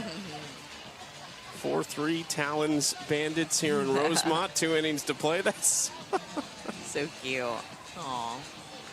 Oh my goodness. A lot of the youth teams in attendance too that get to kind of make the walk around the outfield wall, which is always great for the young fans and their families. Good to see an Astros shirt in the stands. And how about that team's name was Bat Attitude. Okay. Bad Attitude. Not bad. Bad. Clever. Never know with the youth teams, the names of the teams that you're going to get, Chucky. You never know. Credit to that one, because a lot of the youth teams I feel like have 6 names and then you drop the age at the end.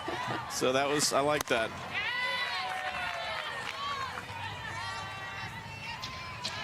If Odyssey can come out and have an efficient inning. There are a lot of pitches in every inning, honestly, that she's had when she came in the 3rd inning. Easing into this game, not getting some strikes called, finding some hitters counts, but she's just been battling back and has had traffic in both innings, but able to get some outs after a couple of runners were able to reach base. Hitters reach base, I should say. Spot to whiz for strike 2. See Odyssey looking down at her wrist for every pitch. That call is coming from Delaney Wiz behind the plate to Odyssey, and the rest of the team have those wristbands.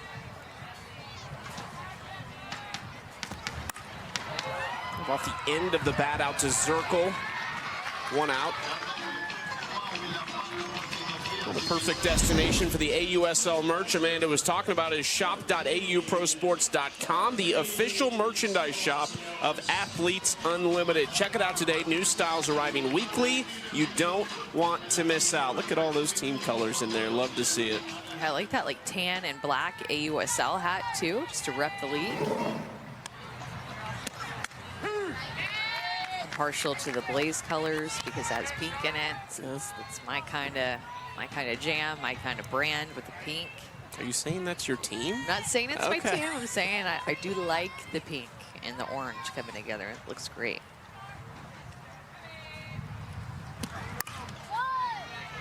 Back to the pitch calling. In your college days, how were those pitches, those calls delivered? Just from my catcher, straight to me. Yeah. I asked that as a joke because I just think now you just don't see that. Yeah, and we didn't have a pitching coach, so it was just me and my catcher calling the pitches together in college, which I loved. Down the right field line, fair ball. Palacios rounding first. It's up against the wall, and Palacios digging for 3. A triple for Charlize.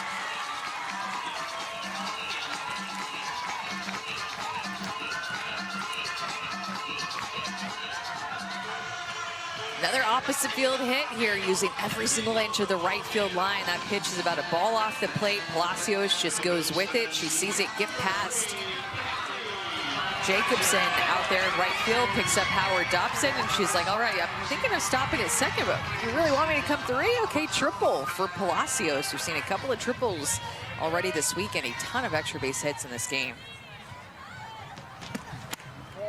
This is Odyssey's 4th inning of work. The last 2 innings, she's had 2 runners on base and stranded all 4 of them. Gave up the 2 runs in her 1st inning of work back in the 3rd. 1 out, though, now for Aguilar.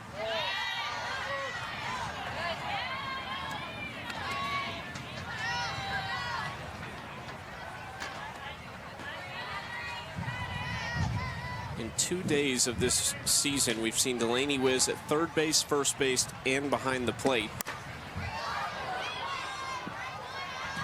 The Bandits kind of went for versatility when you look at the team. Devin Netz over at first. We talked about them having that sixth pitcher, which no one else has. And even Erin Coffel, I feel like you could put her anywhere.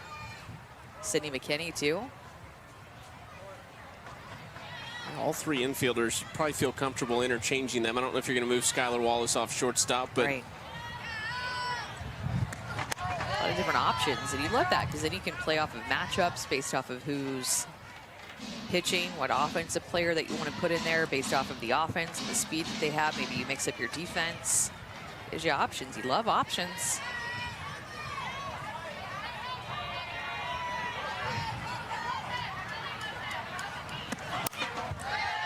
Fouled straight back.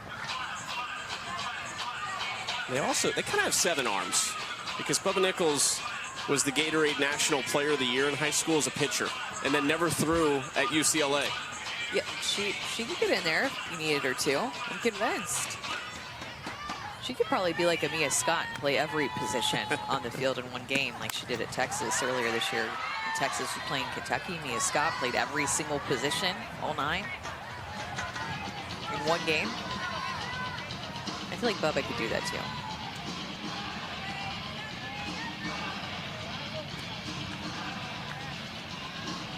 Odyssey, a two-way player at James Madison.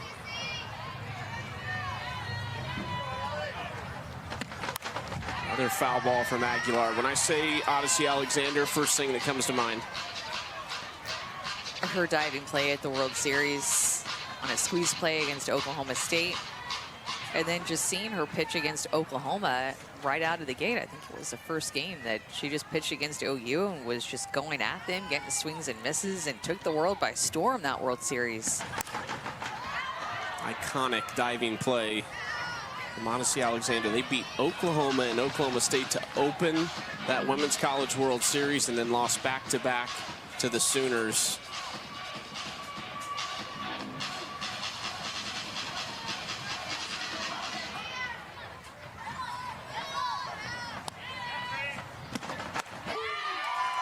Odyssey paints the corner against Aguilar for her second strikeout, both of them looking. Yeah, and that pitch that she threw, her changeup, they had been taking that pitch down in the zone, so she made an adjustment here, brought it up, got it over the outside corner, working with Delaney Wiz, and just froze Ali Aguilar on and finally throwing that changeup through the zone for a strike. Last chance for the Talons, who have struggled to find their insurance these last couple innings with plenty of opportunities. Tori Vidales at the plate, solo home run in the first, but a ground out and a fly out since. Yeah, 8 left on base for the Talons compared to the Bandits, who've only left 3 on base.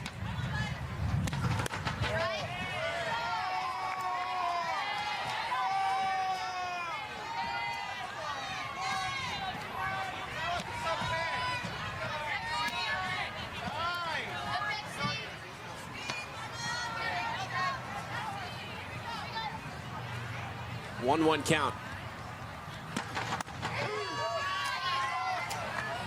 Odyssey gets the call on the outside corner. That was a slow step back from Tori out of the box. Don't know if she loved it. It's a call that Odyssey needed in this inning. How many pitches that she's thrown? 77 pitches in relief already. 1-2.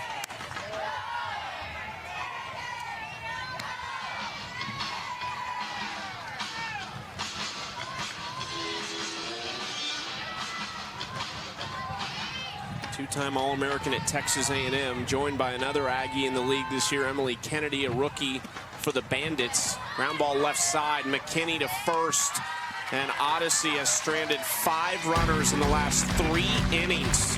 Still a 1-run game.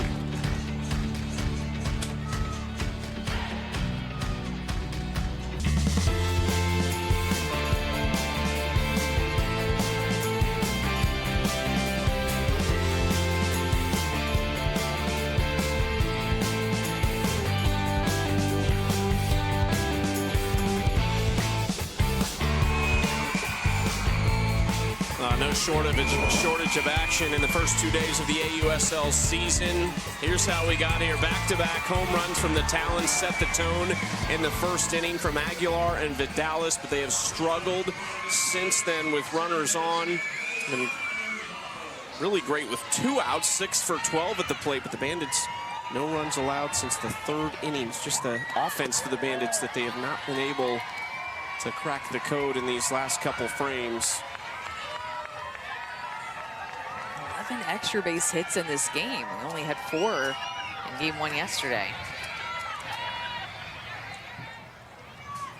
3rd inning of work for Raylan Chaffin. There's that fantastic changeup. She gave up a leadoff double to Devin Netz when she entered the game in relief in the 4th and has since retired 6 straight. A great debut so far for the rookie Chaffin. Has some great familiarity with one of her teammates out in left field, Sacco. They were awarded their golden tickets on the same day at a Mississippi State baseball game. And it was Sacco first, and during a half inning, everyone was super excited. They come back on. That just hit the bat twice on Coffel for another foul ball, but they came back for another half inning thinking they were promoting their upcoming series with Ole Miss. And the announcer said, actually, let's welcome back Kim Ng. And at that point, everybody knew Raylan Chaffin was going to get a ticket as well.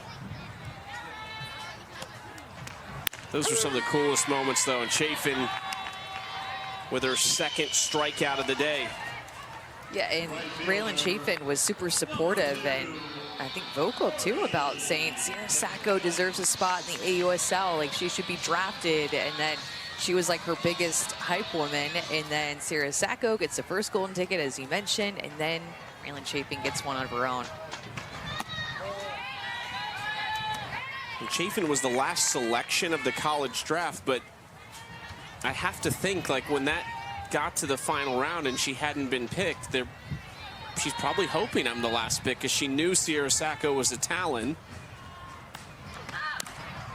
McMillan right side, Vidales to first. 8 straight now retired for Chaffin. Yeah, she's been efficient ever since giving up that leadoff double to Devin Netz. Then there was a sacrifice bunt that got her an out, and just seemed like that sacrifice bunt gave her some momentum to get an out, and she's just been on it since then. Since the 2-run home run for Bubba Nichols in the 3rd inning, as a whole, the Talons have retired 10 of the last 11 Bandit batters.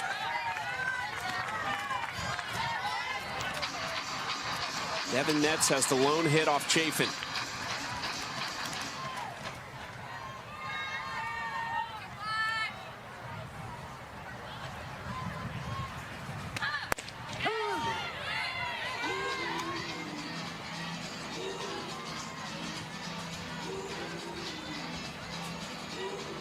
Netz also has a teammate in the league, Miranda Stoddard, who is playing in Wichita this weekend, pulled out of the reserve player pool. 2 two-way players for Arizona in the league as Netz grounds out at 9 straight retired for Raylan Chaffin and the Talons.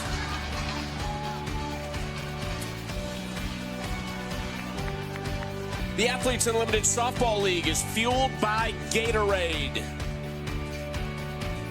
Rosemont, Illinois, one of our homes for the summer of this inaugural AUSL season. Another fantastic contest on opening weekend. Talons hoping for their first win in franchise history, leading the Bandits by 1. Would love some insurance. Going to be tough to get it off. This is the woman right here, Taylor McQuillan, in her 6th year out of Arizona from Mission Viejo, California. We saw McQuillan yesterday in a relief role, gave up just 1 hit, 2 walks, and struck out a batter in 3 innings of work following after Lexi Kilfoyle. Yeah, they clearly already like Taylor McQuillan in this relief role.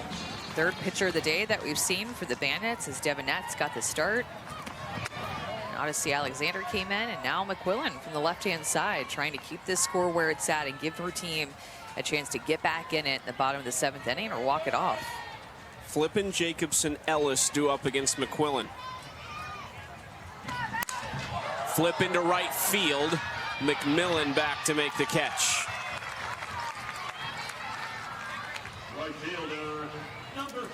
Taylor McQuillan kind of, not that she can't be a great starter. We've seen her in every role, but she has that kind of mentality you feel like from a reliever. She is intense in the circle, a little bit intimidating. Yeah, she's always just ready to go from the get-go. It doesn't take her a while to get going like it does some pitchers, and that's why I think you like her in relief, and she's just such a different look from the left-hand side. Not a ton of lefties in this league, so they're at a premium. The way that she spins it, her experience, stays calm and collected late in games. Played a couple years of pro ball in Japan. It's a great off-speed pitch for strike one. Team Mexico at the 2020 Tokyo Olympics and got into the coaching game too this year as an assistant coach at Southern Utah University, their pitching coach.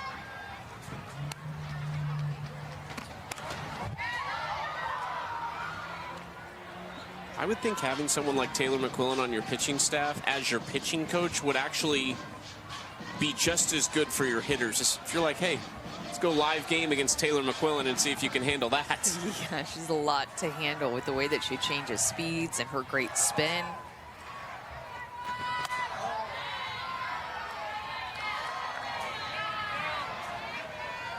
Jacobsen working the count.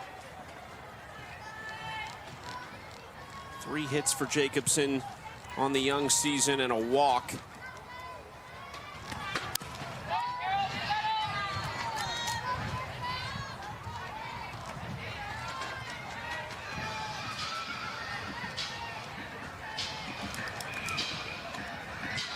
McQuillan not the only lefty on the staff. They went in the college draft and pulled Emily Kennedy, left-hander from Texas A&M, so that'll be an interesting duo to watch this year as well.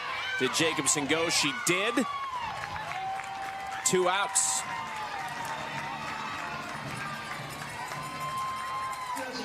Not been a lot of indecisiveness from Caroline Jacobsen these past 2 games, but McQuillan got her, set her up for this rise ball to be indecisive about it. Check swing goes in the way of Taylor McQuillan for the second out. First strikeout.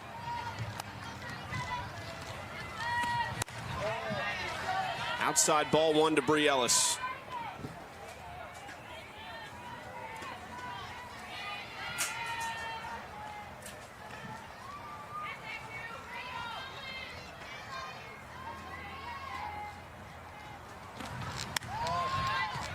For 2 with a walk, jumps ahead 2-0.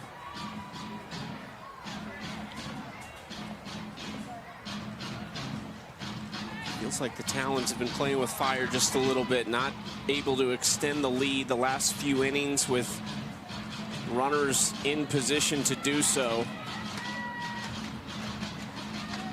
All the scoring was in the first 3 innings, then a lot of zeros put on the board in the 4th, 5th, and 6th. But 9 left on base for the Talons. A lot of opportunities to drive in runs. They've had runners on base in every inning.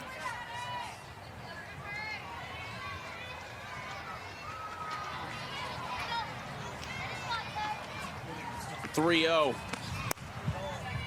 4-pitch walk to Ellis with 2 outs.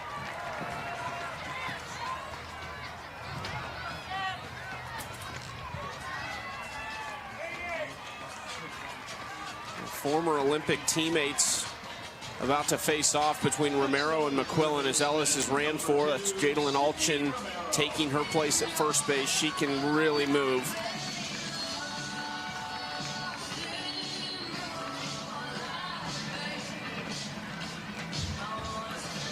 Romero and Hayward, the 8-9 hole, are the only batters today for the Talons that don't have a hit.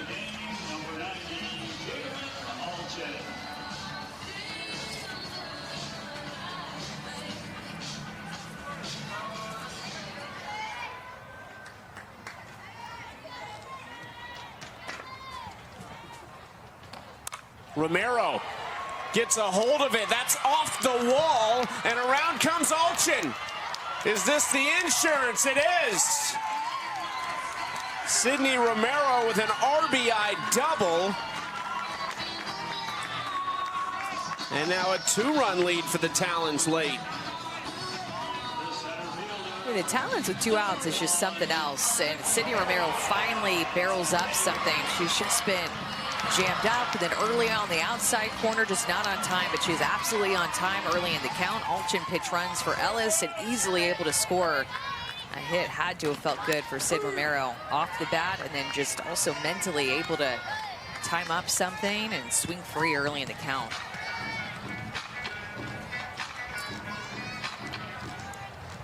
And now it's Hayward, the only one without a hit in this Talons lineup. Let's that go for strike 2.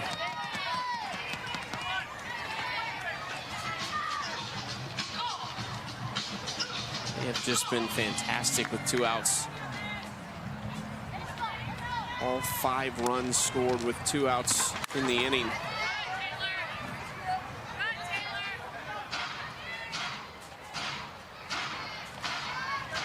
They needed that insurance. So the Bandits just trailing by 1 run. That extra run in the 7th inning feels good, especially when it's off of Taylor McQuillan. Bri Ellis draws that walk. Good eye at the plate. Hayward taps it third base side. That's going to be a hit for Victoria Hayward. A decade as a pro, and there is her first hit of the season. Tap and go.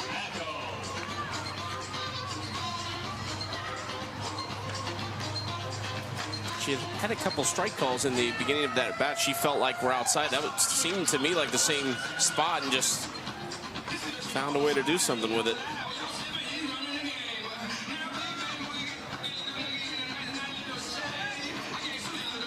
And it's having a conversation in this 1st and 3rd.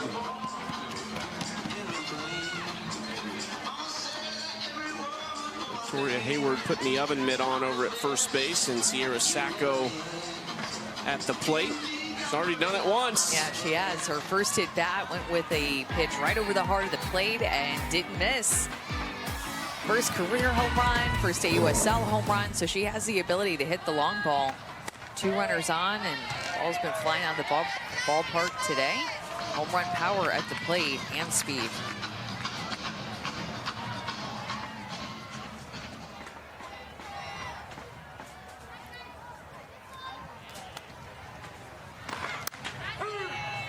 Strike 1 to Sacco.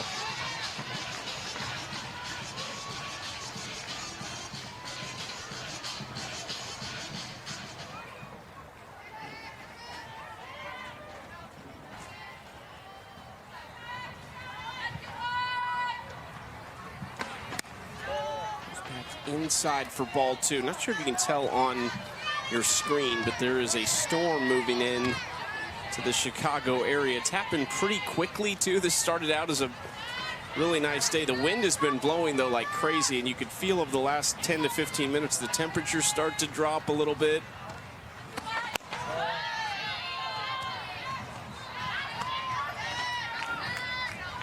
That's not nearly as bright outside as it once was, and the wind just blowing straight out now. It's whipping all over the place earlier. Hitters count for Sacco. Chases one. That was spinny. Real spinny. Away and up.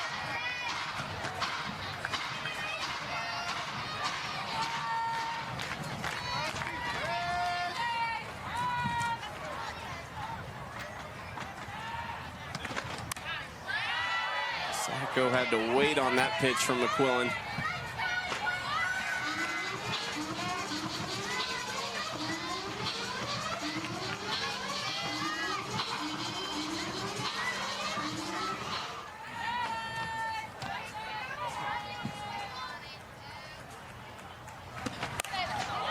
Off the handle into right center field. Long run that gets down.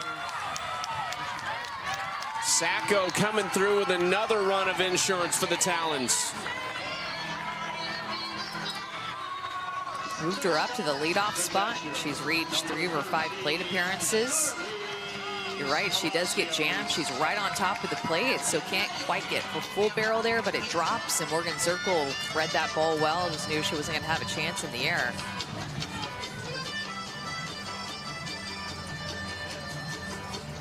Another first and third for the Bandits. Maybe a change coming. We'll see. Stacey Newman-Denise came out of the Bandits dugout, or maybe a challenge coming. The call on the field is that the runner on first left on time. That call is being challenged by the Bandits. Play is now under review.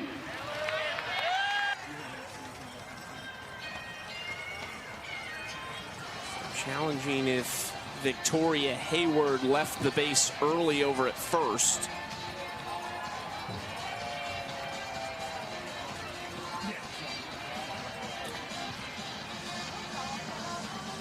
Like she left on time to me, but we're seeing this a lot in our sport, that coaches will just review this on a play where the runner advances just to see if maybe they caught her leaving early. This, though, should stand as is. All 6 Talons runs with 2 outs. Team that's missing 4 key pieces: Maya Brady, Savannah Jaquish, Megan Faramo, and Georgina Korick, all playing overseas in Japan, so late arrivals.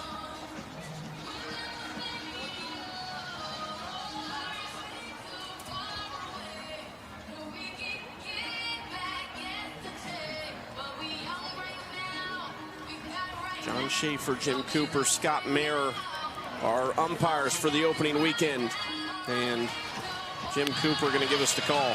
After review, it's determined the runner left on time. Safe.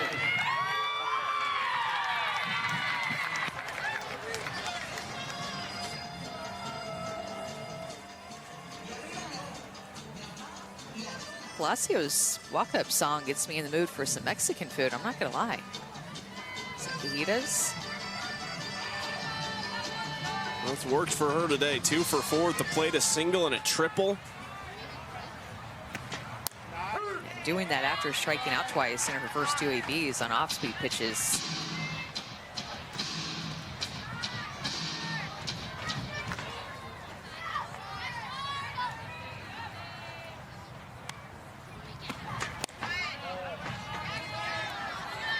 This feels, I mean, you always want the insurance, but this felt necessary. Just the Bandits were so close over and over again these last 3 or 4 frames to having more.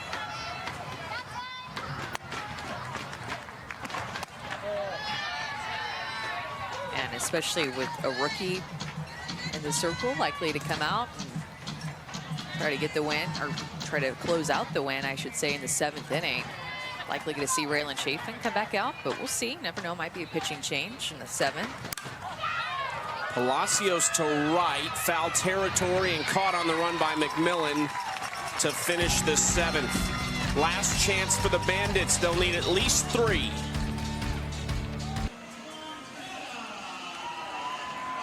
(6-3) Talons over the Bandits. They've spread theirs out in pairs in the 1st, 3rd, and 7th inning. The Bandits haven't scored since the 3rd. They started 5 for 12 at the plate. Since then have gone just 1 for 12 against 2 rookies for the Talons, Lauren Derkowski and Raylan Chaffin. And now it's Montana Fouts, who got the start on opening day, trying to close things out. A safe situation for Fouts, the former Alabama star. Actually threw pretty well in her start. 4 innings, 3 runs, 2 of them earned with a couple strikeouts yesterday. But what did you like about Montana's debut? I like the way that she was throwing her curveball off the plate. Her drop ball was staying at a good height. She just didn't miss much over the heart of the plate. Really great command yesterday in her first game. 7, 8, 9 for the Bandits. Wiz, Dayton, McKinney. Time called.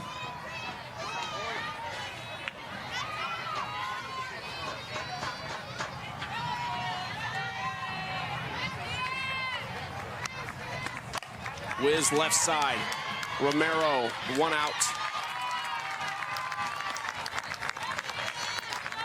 The DP, number 6, Dayton. I like, too, how use her as a starter. Want to give her an opportunity to come in and close this game, as opposed to Raylan Chaffin, the rookie, coming out in the 7th inning. Give Montana Fouts this opportunity in the 7th. Both these coaches just trying to figure out their staffs and what they can do, who's comfortable where. Talk about some value picks. Tori Vidales, one of those. But how about Montana Fouts, 35th overall in the inaugural draft? Yeah. I mean, at her best, you feel like she could be a top 3 to 5 arm in this league. Yeah. It's Dayton to swing through it and jumps ahead 0-2.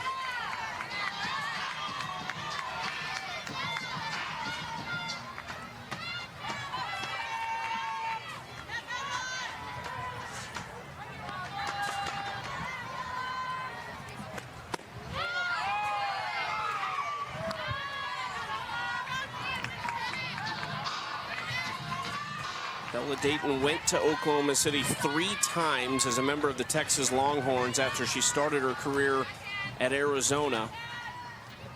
Got to watch the Longhorns lift the trophy a few nights ago. She's from Wiley, Texas.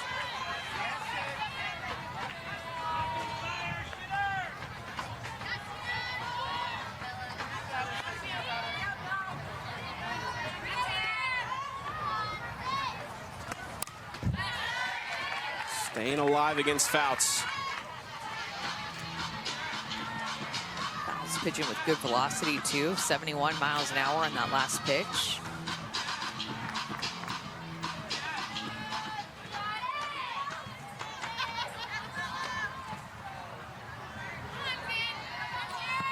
Another 2-2. Strike 3 on the outside. Call that definitely goes in the way in the favor of Montana Fouts here. Looking strikeout, get back to her curveball. A little bit low, a little bit out, but Montana Fouts will absolutely take it. Last chance, Sydney McKinney. Well, we have a rubber match on Tuesday. Ooh. I like it.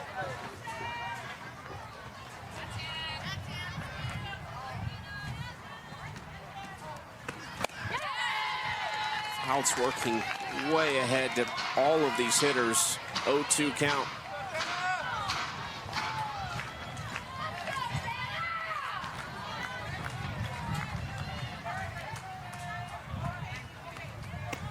Got her swinging. Chaffin and Fouts combined to retire the last 12 for the Talons. Their first win in franchise history. The rubber match set for Tuesday. That was a great way to close out this game. Huge runs that the Talons scored in the 7th inning. They had 12 hits. Their offense came alive early, came alive late. And the Montana Fouts just finishing it off. Answering back from yesterday's loss. What a great start we've had. 3 games in AUSL history. They've all been close ones. They've come down to the end. Blaze Volts tonight in Wichita. You don't want to miss that one either. For our entire crew, led by Casey Carter and Todd Kinsey, my partner Amanda Scarborough, Savannah Collins, I'm Chucky Kempf. We are thrilled the AUSL is underway, and we're thrilled you have joined us for the first couple days. So long from Rosemont.